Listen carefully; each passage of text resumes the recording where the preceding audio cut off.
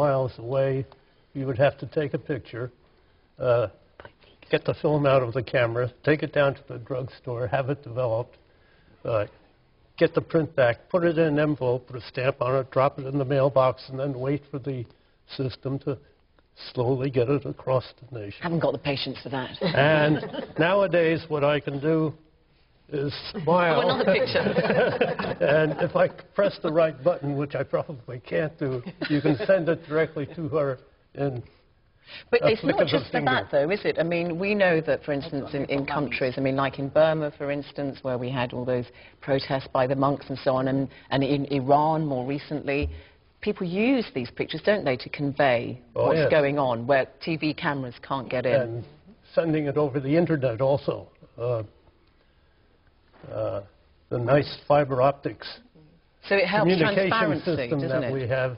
Yeah. I want to move to you, chemists. Let's take you as a group.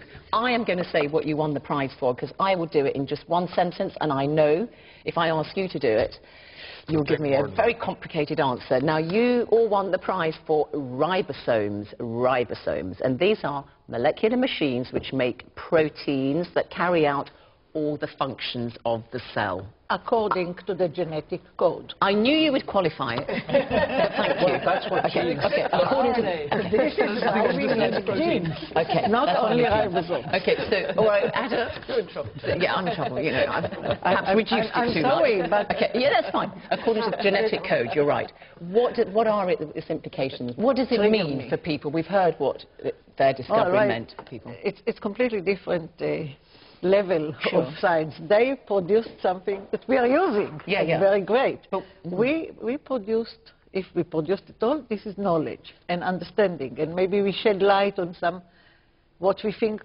fundamental questions. But we didn't, I at least didn't have in mind to, afterwards, to use it directly. Okay. I was very lucky to find out that I can do this. All right. That there are implications, that we can understand how antibiotics work, that we can understand how resistance starts, and Tom even started the company. Okay, for so that. Tom, let's say, because I mean the citation when you all won the prize is that you are warriors in the struggle against the rising tide of incurable bacteria infections and antibiotics. I mean things like the MRSA bug in hospitals, which we know kill thousands of people all over the world every year. So your work is very important in helping us find a cure for that kind of thing. What we've been able to do is find out where all these antibiotics bind on the ribosome.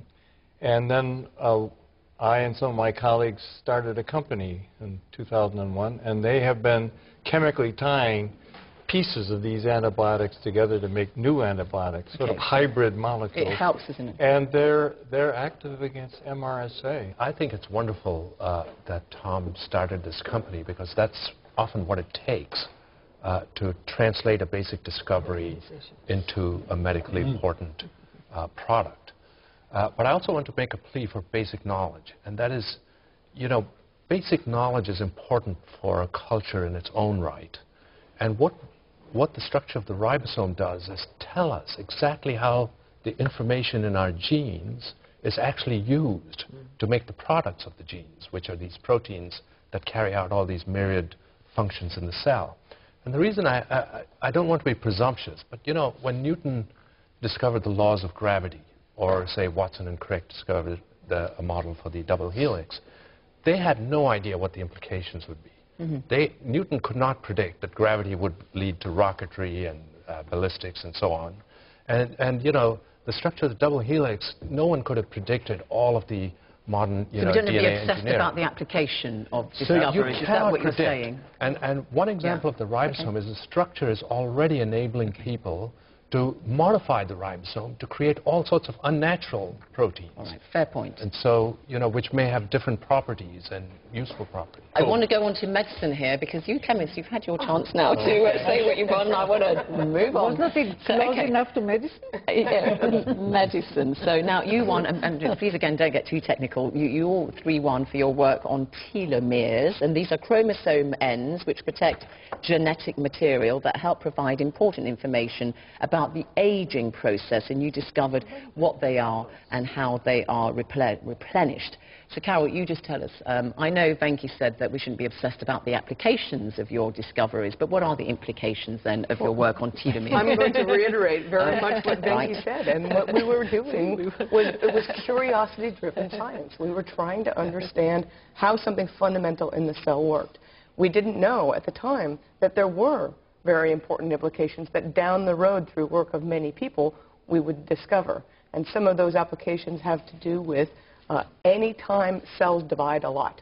In cancer and in tissue renewal, every time cells have to divide for tissue renewal, you need to have these telomeres maintained. So the implications did come, but the initial impetus for doing the research was because we were very curious about the ends of chromosomes. I want to go on to economics. You won for separate work. Eleanor, you worked on, took the view, or rather you challenged the assumption that the only way one can manage resources is either through government, state intervention or privatization. You're saying that there is a diversity of alternatives. And you base a lot of your theory on actually work that you've done abroad, in Africa, for instance. I've looked at irrigation systems around the world and found that farmers in many parts of the world are able to organize themselves in such a way that they produce crops with irrigated water cheaper than when you have these very fancy engineered works.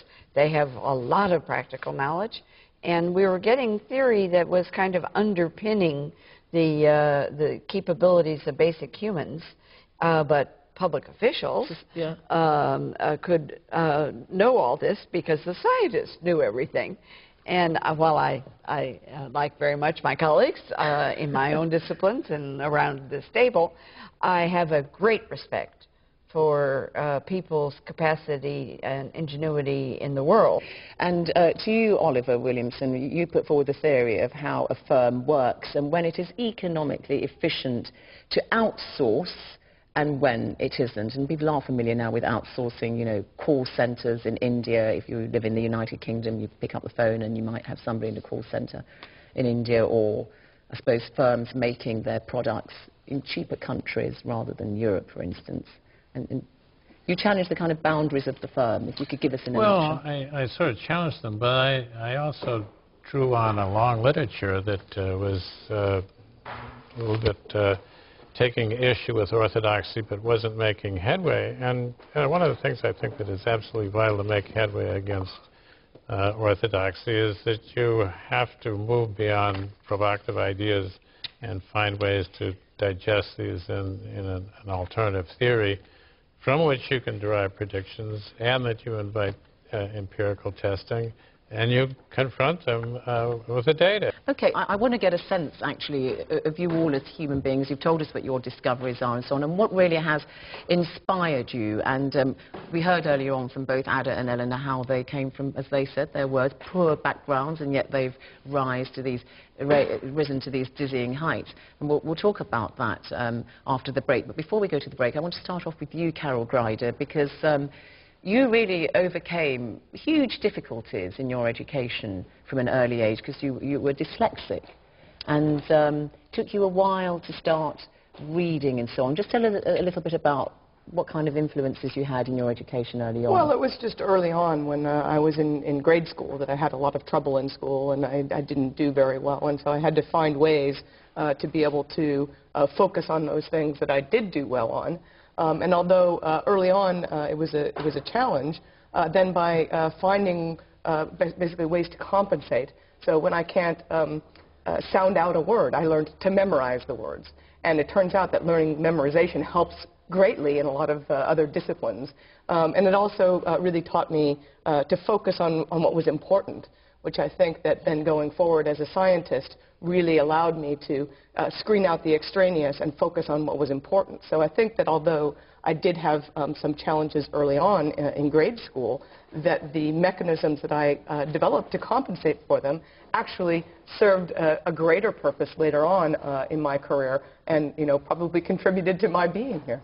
Okay, well, Carol, thanks very much indeed for setting the ball rolling on that particular subject. We're going to hear after a short break what the rest of our Nobel laureates feel has been a big influence in their lives, a book or a person indeed. So do stay watching Nobel Minds here on BBC World News, and join us after this short break.